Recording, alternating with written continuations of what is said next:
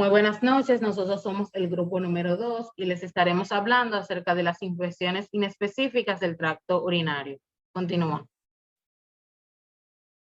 Nuestro grupo está compuesto por Rednel Leiva, Henry Petit, Oriana Suazo y una servidora a quien les habla, Celeste Javier. Bien, antes de hablar acerca de la pielonefritis aguda, debemos definir qué son las infecciones del tracto urinario. Y básicamente ese es un término colectivo que describe la colonización de un microorganismo, habitualmente bacterias, que involucra cualquier parte del tracto urinario. Dichas infecciones pueden subdividirse de distintas maneras. Pueden hacerlo según la disposición anatómica en altas, como es el caso de la pielonefritis, y baja como la cistitis, uretritis, prostatitis, entre otras. Puede hacerlo también según su clínica, como es el caso de las específicas e inespecíficas. Estas primeras son aquellas que son producidas por aquellos microorganismos que producen una entidad clínica particular, como es el caso de la tuberculosis. Pero en el caso de las inespecíficas, son padecimientos que tienen manifestaciones clínicas similares, pero son causados por un gran grupo de microorganismos, específicamente bacterias. Puede ser según el lugar de adquisición en comunitarias y nosocomiales, y estas últimas se van a desarrollar a las 48 horas del ingreso hospitalario. Y según el tiempo, pues entonces podemos subdividirlos en esporádicas y recurrentes. Y estas finales son las que se generan al menos 3 veces al año o más o menos que se produzcan 2 veces durante 6 meses. Continúo. Ahora sí, definiéndoles la pielonefritis como tal, podemos decir que es existencia de un proceso patológico, ya sea temprano o tardío, posterior a una infección bacteriana del parénquima renal y del sistema pielocalicial. En el caso de la pielonefritis aguda, la podemos subclasificar en dos formas, en forma no complicada y en otra complicada. La no complicada va a ser frecuente en aquellos pacientes sin anomalías anatomofuncionales, como en el caso de mujeres jóvenes, no embarazadas, sexualmente activas, aparentemente sanas y en edad fértil. Pero en el caso contrario vamos a tener aquella clasificación complicada donde los pacientes van a presentar ciertas complicaciones o van a presentar fracaso terapéutico. Ese es el caso de pacientes con un flujo urinario anormal, ya sea por obstrucción, embarazo, vejiga neurógena, o en el caso de que haya un flujo urinario normal, pero se presenten otras patologías como diabetes mellitus, o pacientes masculinos mayores a 65 años con alguna afectación prostática, pacientes hospitalizados y pacientes que previamente hayan tenido manipulación urológica.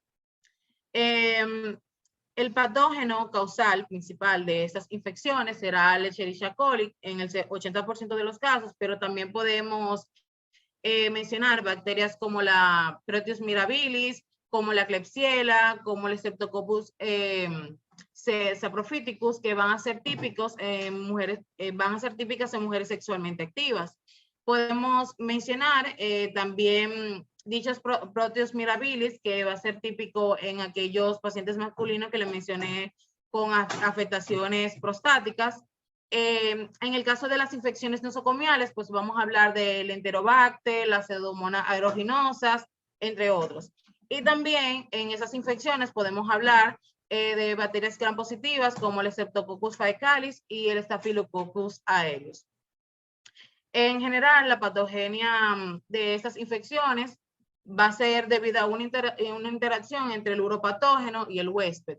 Y los 4 modos de entrada de dicho patógeno puede ser por vía ascendente, hematógena, linfática o por extensión directa de órganos adyacentes.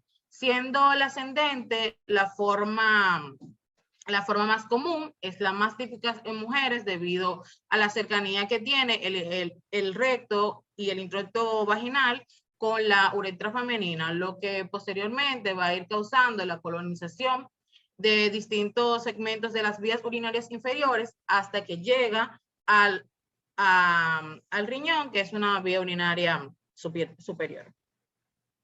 En el caso del hematógeno, pues ya este va a ser más típico en pacientes inmunocomprometidos y en neonatos, y es muy típico del Staphylococcus aureus. En el caso de la pielonefritis aguda, con respecto a la patogenia, pues es la siguiente. Podemos mencionar que no solamente habrá una desregulación anatómica o funcional de las vías urinarias, sino también que habrá algún cambio en la orina, que normalmente es una sustancia estéril.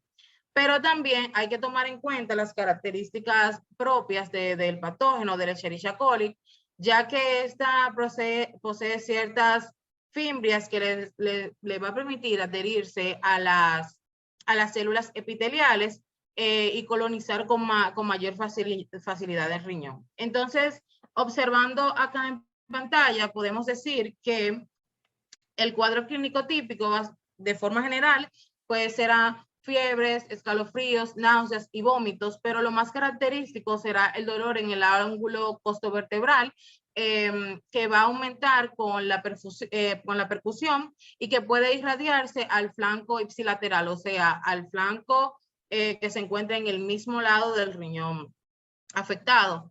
Pero también tendremos otra sintomatología que es típica de las vías inferiores, como disuria, tenesmo vesical, poliacuria, incontinencia urinaria, y pudiésemos mencionar también hematuria.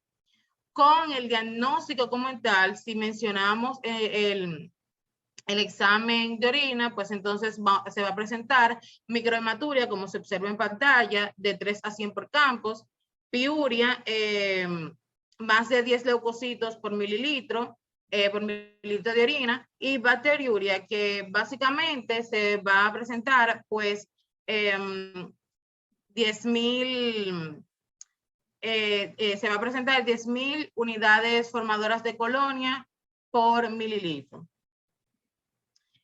Otras características será que se presente pues leucocitosis, aparición de la proteína C reactiva y también el aumento de la velocidad de eritrosedimentación, que indican que hay una infección aguda.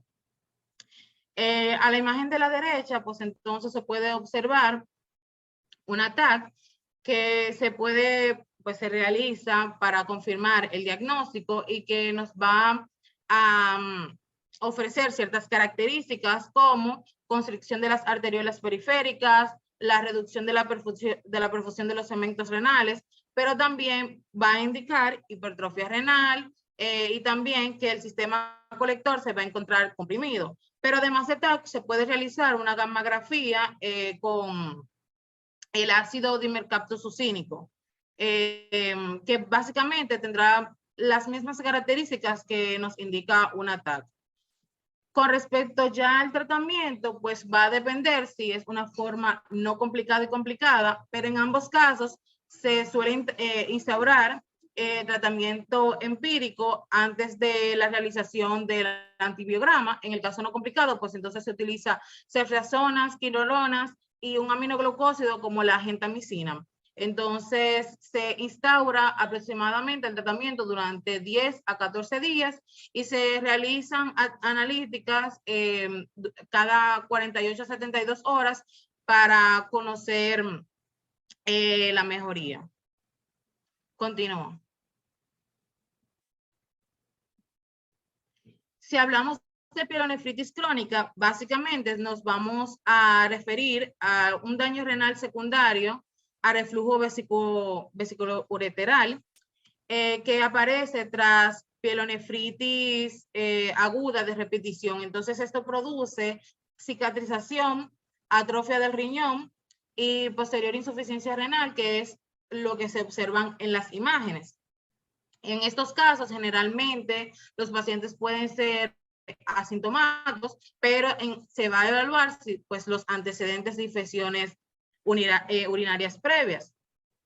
Esto va a ser muy común en niños y pues el diagnóstico diferencial se va a dar por una investigación radiológica casual, por decirlo de esta forma, ya que se va a estar investigando las complicaciones de la insuficiencia renal, como la hipertensión, los trastornos visuales, cefalea, fatiga, poliuria, y así nos enteraremos que hay una pielonefritis crónica. Estos pacientes pueden mostrar en el examen de orina leucocitos, o sea, una piuria, y también presentarán proteinuria en algunos casos. Pero lo que sí nos va a indicar que hay gravedad, pues es el aumento de las concentraciones de creatinina sérica. Pasa a la siguiente. En el caso, la siguiente. Ajá. En el caso de la imagenología radiológica, pues entonces puede evaluarse a través de pielografía intravenosa, que nos va a mostrar pues un riñón pequeño, atrófico, con cicatrices, pero también se puede hacer una gammagrafía, que es una mejor modalidad para la identificación de la cicatrización renal. Y pues el tratamiento, este padecimiento suele ser irreversible. Entonces, lo que vamos a hacer es instaurar a largo tiempo, pues, tratamiento empírico profiláctico de forma continua para limitar que reaparezcan infecciones urinarias. Ya si hay una gran afectación, pues entonces puede ser necesario la extirpación del riñón afectado. Continúo.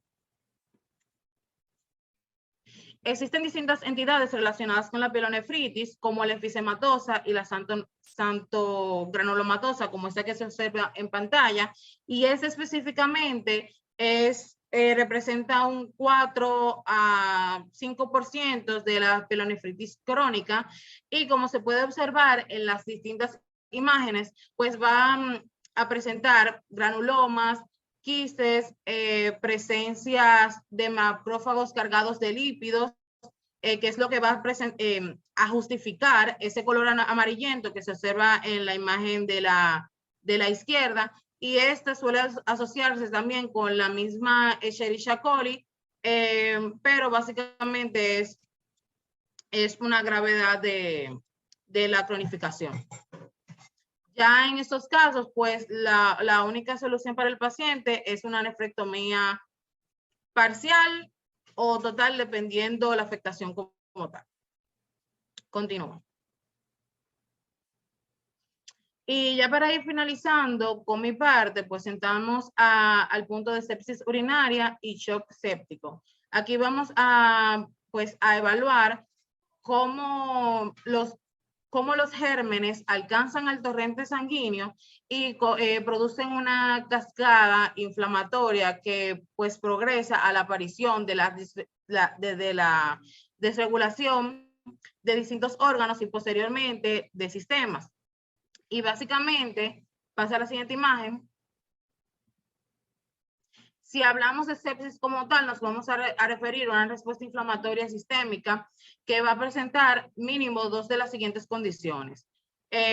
Hipertermia mayor a 38.5 grados centígrados o hipotermia mayor a 35 grados centígrados, una frecuencia cardíaca mayor a 90 latidos por minuto, frecuencia respiratoria mayor a 20 respiraciones por minuto, también leucocitosis en muchos de los casos, hiperglucemia sin antecedentes de diabetes, ciertas alteraciones de la conciencia, edema significativo o balance positivo de fluido.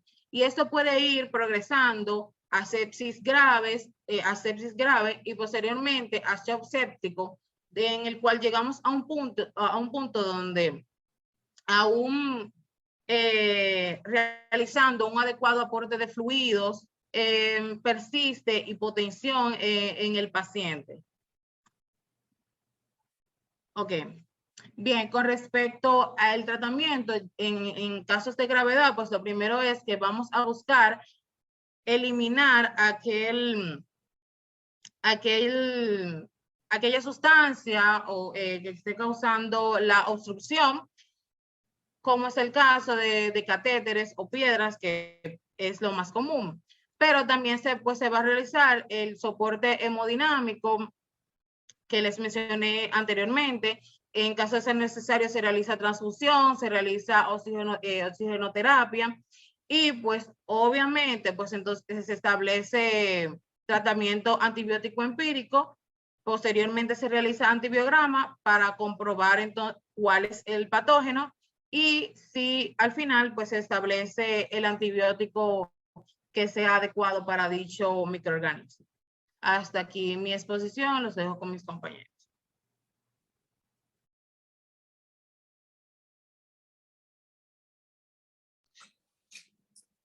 Bien, buenas noches. Yo soy Redmel y les voy a hablar de la papilitis necrotizante y el reflujo vesicoureteral. Pásala, por favor.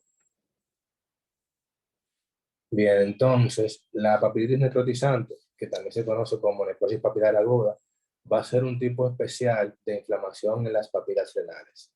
Esta enfermedad se va a considerar grave por los motivos principales, en sí, por sí misma, y por las complicaciones que está presente.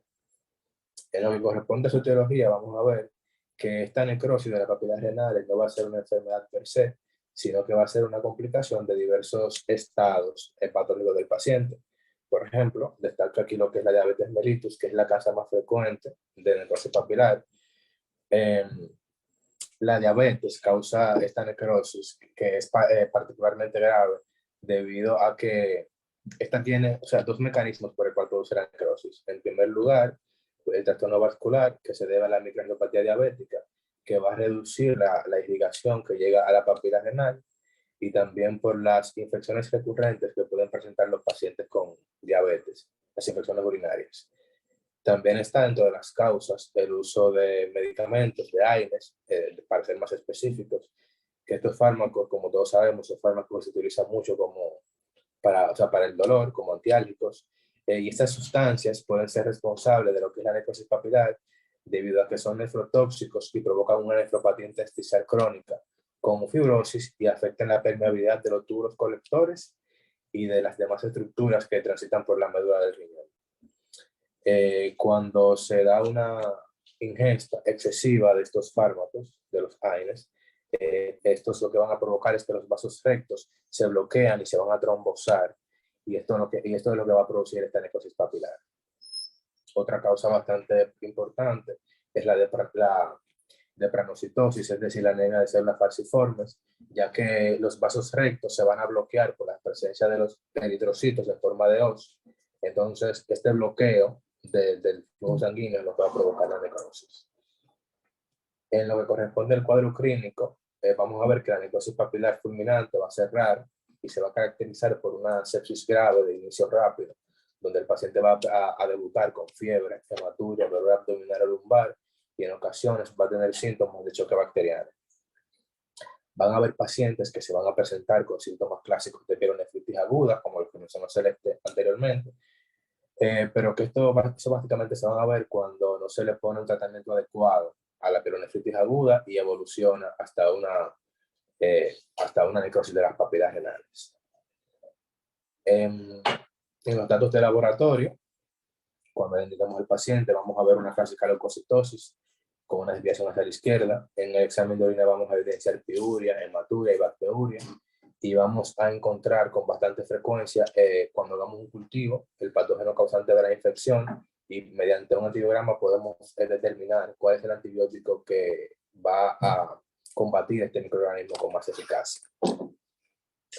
En los datos de radiología, cuando indiquemos estudios radiológicos al paciente, en las etapas iniciales, cuando se produce una nefritis intersticial, que vamos a ver que los urogramas con frecuencia van a mostrar anomalías de los cálices. Sin embargo, a medida que la enfermedad avanza, es posible que se evidencie una ulceración en la porción central de las papilas. Durante las fases tardías, ya cuando hay una evolución más prolongada de la enfermedad, se observan cuerpos calcificados irregulares con centros radiotransparentes en las papilas.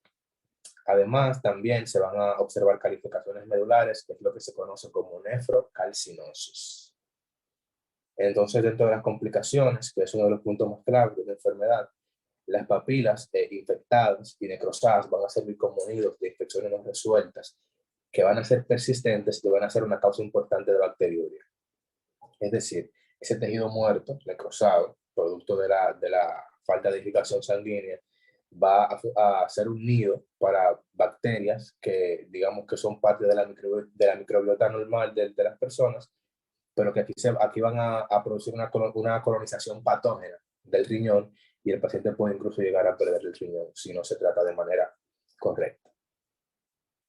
Entonces, en los pacientes en la que esta enfermedad está producida por la ingesta excesiva de AINES, con elevada frecuencia van a presentar lo que es un carcinoma de células transicionales, que esta va a ser la principal complicación por esta causa. El tratamiento pasa a la siguiente diapositiva. Bueno, en el tratamiento van a haber medidas generales y medidas específicas.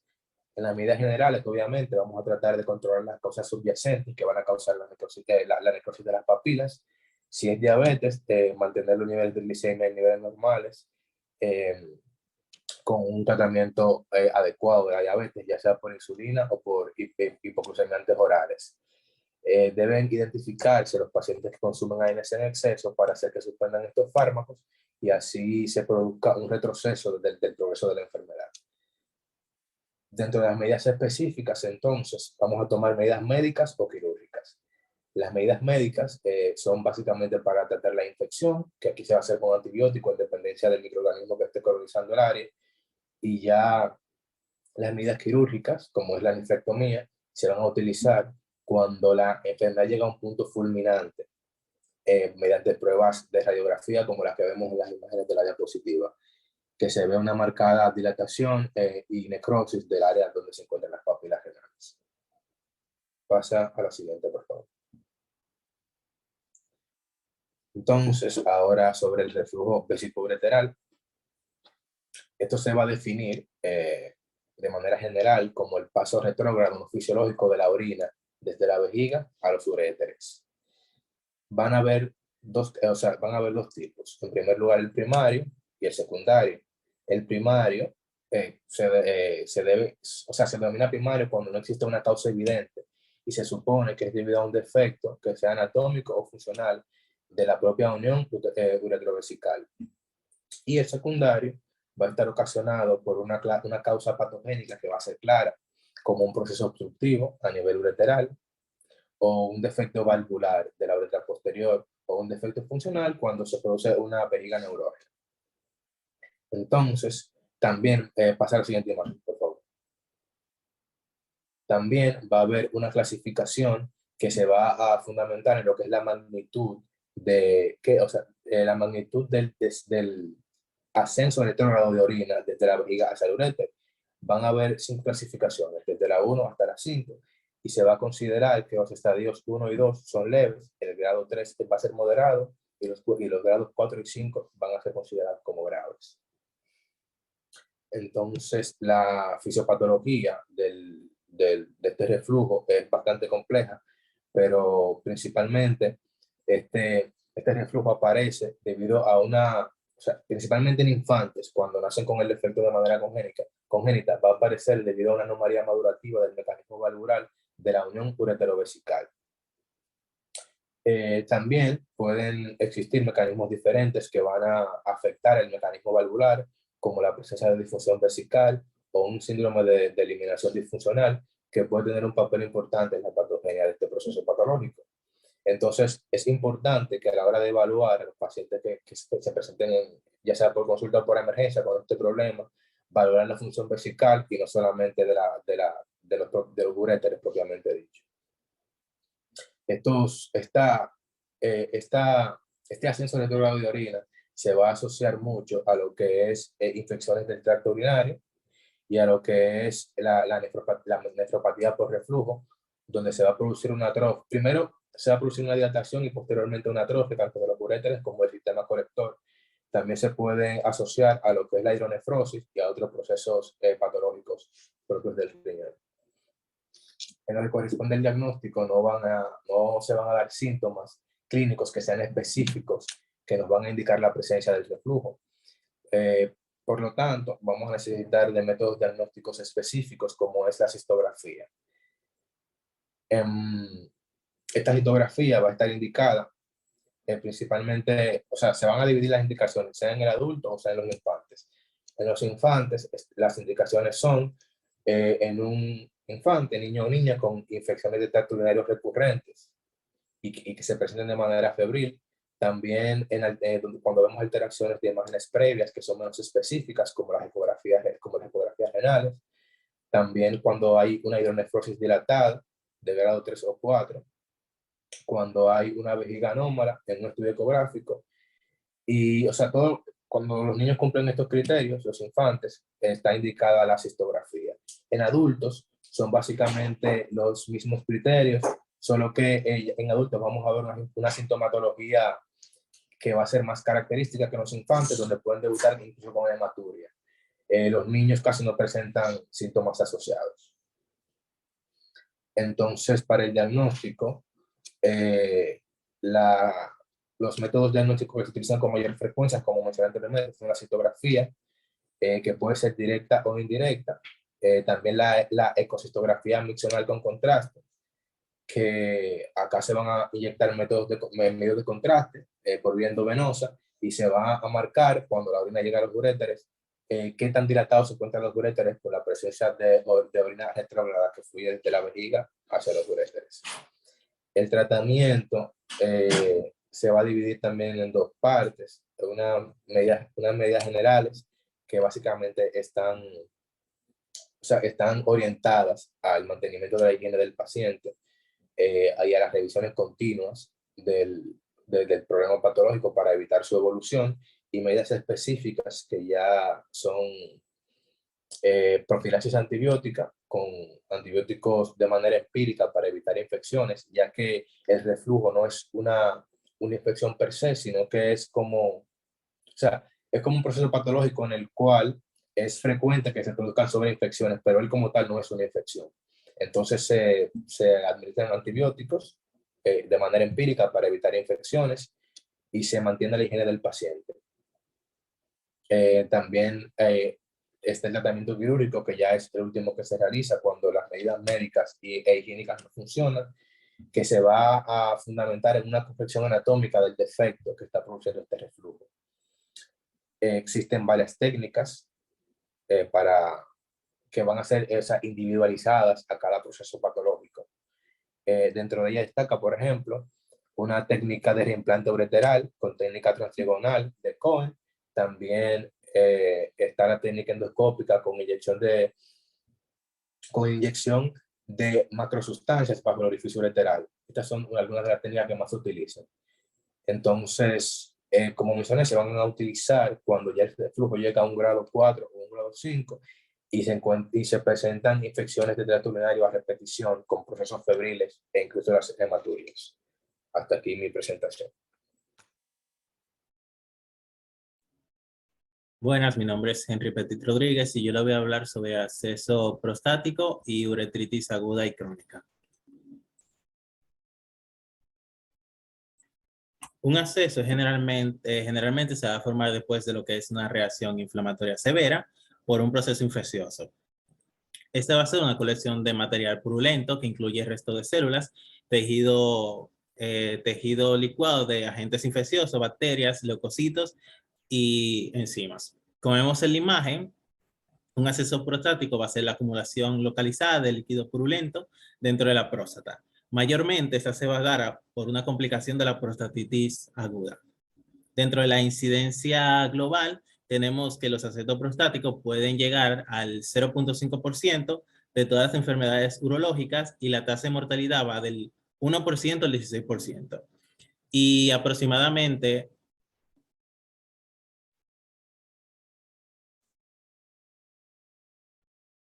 aproximadamente 6% de todos los pacientes con prostatitis bacteriana van a desarrollar esto. Los hombres que están en riesgo son pacientes que usan sonda Foley crónica o suprapúbica, también pacientes con disfunción de vejiga neurogénica, pacientes con diabetes, pacientes con cirrosis, también pacientes con enfermedad renal crónica, pacientes inmunodeprimidos, pacientes con hiperplasia prostática benigna grave y pacientes que le realizan biopsia prostática. Vamos a tener que mayormente esto van a ser pacientes mayores, ya que estos tienen más enfermedades subyacentes y mayormente son los que se realizan procedimientos urológicos. Tenemos que en los jóvenes va a ser por enfermedades sexuales y por alguna enfermedad adyacente no diagnosticada, como puede ser la diabetes. Dentro de los agentes causantes de esta tenemos lo que es Escherichia coli, que atribuye el 70% de todos estos casos. Después tenemos lo que es la Klebsiella, también las Pseudomonas, el Enterobacter, la Serratia. También tenemos los Proteus, los Enterococcus y el Staphylococcus aureus. También tenemos organismos fúngicos que pueden ser como la Blastomyces, los Cryptococcus y la Nocardia. Entonces se preguntarían cómo se causaría esto. Esto ocurre como resultado de un reflujo de orina infectada hasta los conductos prostáticos. O también puede ser por una contaminación directa a través de una aguja transrectal durante una biopsia prostática. O también puede ser por una infección localizada, como puede ser una infección del tracto urinario, epididimitis, gonorrea y pielonefritis. También puede ser por una diseminación hematógena, por alguna enfermedad, como puede ser un acceso hepático, bronquitis, otitis, acceso perirrenal, apendicitis, cualquier infección que cause una bacteremia, principalmente causada por el Streptococcus aureus. También se han descrito casos donde ocurre por una colocación de espaciadores de hidrogel ante un paciente que se va a realizar radioterapia para el cáncer de próstata. Dentro de la clínica vamos a tener un aumento de la frecuencia urinaria, también va a tener urgencia, disuria, fiebre, escalofrío, mialgia, dolor lumbar, ardor y ardor uretral. En algunos casos también se pueden presentar dificultad para orinar o incluso retención urinaria, y en otros casos no muy frecuentes puede presentar hematuria terminal. Para evaluar al paciente, tenemos que tener en cuenta que en los pacientes con prostatitis debemos analizar todas las patologías que este tenga subyacente y cualquier otro factor de riesgo que pueda comprometer su sistema inmune, para poder evaluar principales riesgos para que este desarrolle un acceso prostático. Dentro de los hallazgos de examen físico que vamos a encontrar será secreción uretral purulenta, tacto rectal doloroso y posible área fluctuante en la próstata. En los laboratorios vamos a encontrar que el 90% de esto va a presentar leucocitosis y piuria. Dentro de los exámenes de imágenes tenemos que tener en cuenta que los pacientes con prostatitis aguda que no responden a un tratamiento después de las 48 horas deben evaluarse por un acceso prostático. Entonces, para eso vamos a realizar imágenes que son la ecografía transrectal, que es la gold standard. Esta puede identificar hasta el 80% de los pacientes con acceso prostático, y los hallazgos que vamos a encontrar en esas son áreas hipoecónicas de paredes y tabiques. Típicamente lo vamos a encontrar en zonas de transición y central. También esa se puede utilizar para lo que es el tratamiento cuando vamos a realizar una aspiración transrectal. Esta lo utilizamos para guiarnos. También podemos utilizar tomografía computarizada, abdomen y pelvis y resonancia magnética. Dentro del diagnóstico diferencial tenemos uretritis, infección del tracto urinario, prostatitis aguda y crónica, también hiperplasia prostática benigna y acceso perirrenal. Dentro del tratamiento vamos a tener que va a ser antibioterapia y drenaje quirúrgico, como lo vemos en la imagen, y aquí también vemos en la imagen cómo se utiliza la ecografía. El tratamiento se debe efectuar, el diagnóstico y el tratamiento se debe efectuar a tiempo, ya que esto puede ser mortal. La infección puede diseminarse localmente a áreas perianales adyacentes, lo que podría causar complicaciones a largo plazo que involucran funciones geniturinarias. La bacteremia y la sepsis, que posteriormente van a causar un shock séptico y falla multiorgánica, pueden ocurrir en casos severos y también aumentar los casos de muerte. Hasta aquí esta parte. Ahora vamos con uretritis aguda y crónica. La uretritis se va a definir como inflamación o infección de la uretra, de la mucosa uretral. Esto puede ocurrir dos veces, o sea, puede ser la infección y la inflamación ocurrir simultáneamente. Vamos a tener que se van a ser causados por microorganismos, pues el más común va a ser la Neisseria y no va a haber compromiso de la vejiga.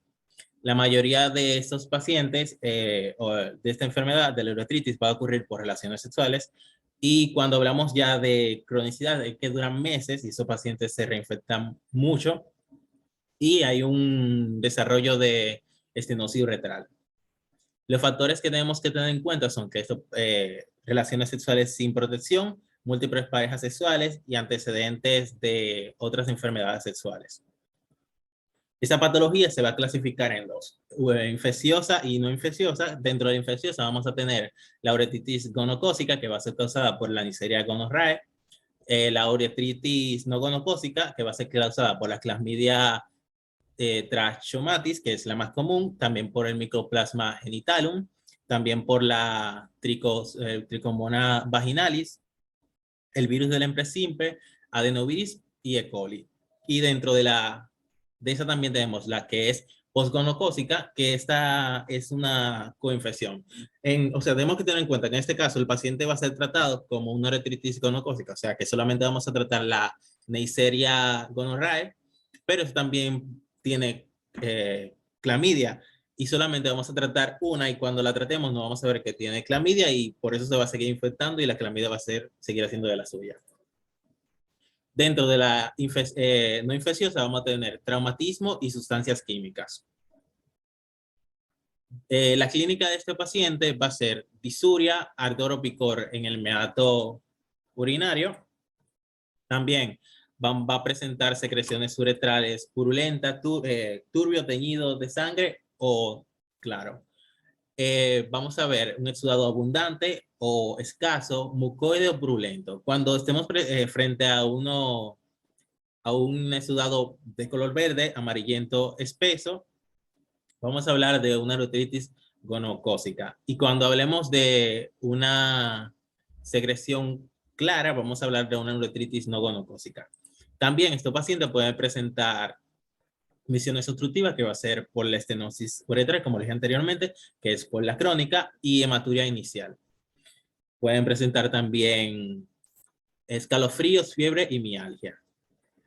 Dentro de las complicaciones de esta enfermedad, podemos tener cistitis, proctitis, aguda y crónica, también acceso parauretral y la estenosis.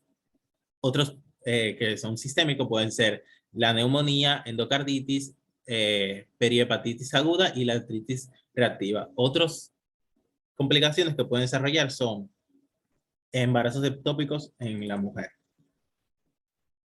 Para el diagnóstico, vamos... se fue, ok. Para el diagnóstico vamos a hacer, para confirmar la uretritis, la actividad reactiva de la orina, que vamos a realizarla con la primera orina. Aquí vamos a encontrar la esterasa leucocitaria positiva. También podemos encontrar piuria. Y en el frotiuretral vamos a encontrar 2 leucocitos por cada campo de inmersión en aceite. Para realizar lo que es la identificación del agente causante, vamos a utilizar la tinción de Gram y también la prueba de amplificación de ácido nucleico de la primera orina sin lipesia previa de la uretra. Aquí vamos a identificar la Neisseria gonorrhoeae y también la clamidia.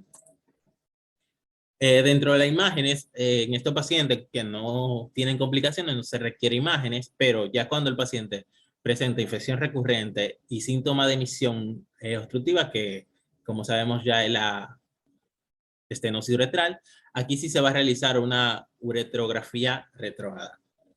Entonces, dentro del tratamiento tenemos que la uretritis gonocócica se va a tratar con ceftriaxona, 250 miligramos intramuscular. También podemos utilizar fluoroquinolonas en 250 miligramos, norfloxacino en 800 miligramos. Y cuando estemos frente a una uretritis no gonocócica, esa se va a tratar con tetraciclina o eritromicina en 500 miligramos, 4 veces al día, o doxiciclina, 100 miligramos 2 veces al día, por 7 a 14 días. Pero tenemos que tener en cuenta la prevención. A estos pacientes debemos tener relaciones sexuales y que use protección y también que su pareja vaya a tratarse. Hasta aquí mi parte, lo dejaré con mi compañera. Buenas, mi nombre es Oriana Sosa y yo les estaré hablando sobre orquitis y epididimitis. Siguiente, por favor. La orquitis se va a definir como una inflamación de lo que es el testículo, ya sea uno o ambos.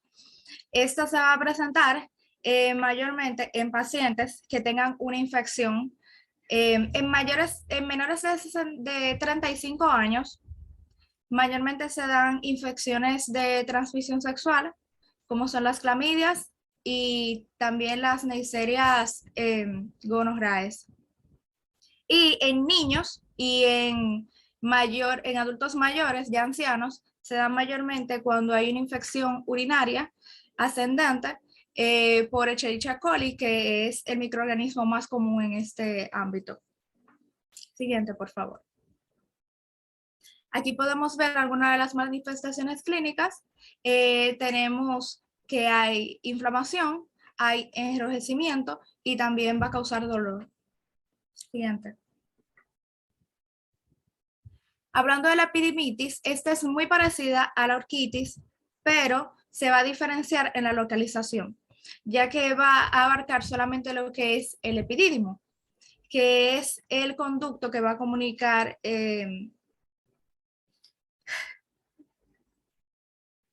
es el conducto que conecta el testículo con los vasos deferentes.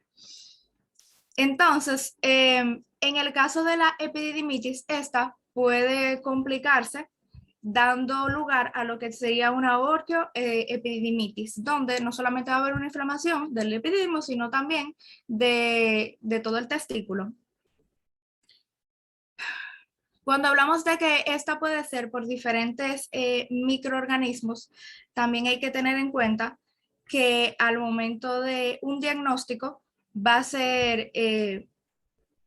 tener que abarcar muchas más cosas. O sea, se tiene en cuenta la historia clínica, los síntomas que tiene el paciente y exámenes como urocultivos para determinar qué tipo de microorganismo es el que está causando la infección y en caso de que sea una enfermedad de transmisión sexual, que se tiene que tratar primeramente la enfermedad. En caso de que sea un microorganismo de otro tipo, como el Escherichia coli, entonces se daría un tratamiento concerniente a ese microorganismo. Pero hay medidas generales que deben de tomarse en cualquier caso. Se deben de tomar antiinflamatorios en caso de que sea una ITS. El tratamiento también lo tiene que tomar la pareja de la persona para no reincidir en la misma infección. Y también se debe de utilizar ropa interior ajustada o tratar de elevar los testículos para una menor presión. Siguiente, por favor. Siguiente. Aquí podemos ver la diferencia entre la orquitis y la epididimitis. En la orquitis podemos apreciar que en la parte del epididimo y del testículo está sombreado en rojo, ya que toda esta parte es la que está presentando en este momento la inflamación, y en la epididimitis solamente es el epididimo la parte afectada. Muchas gracias por su atención.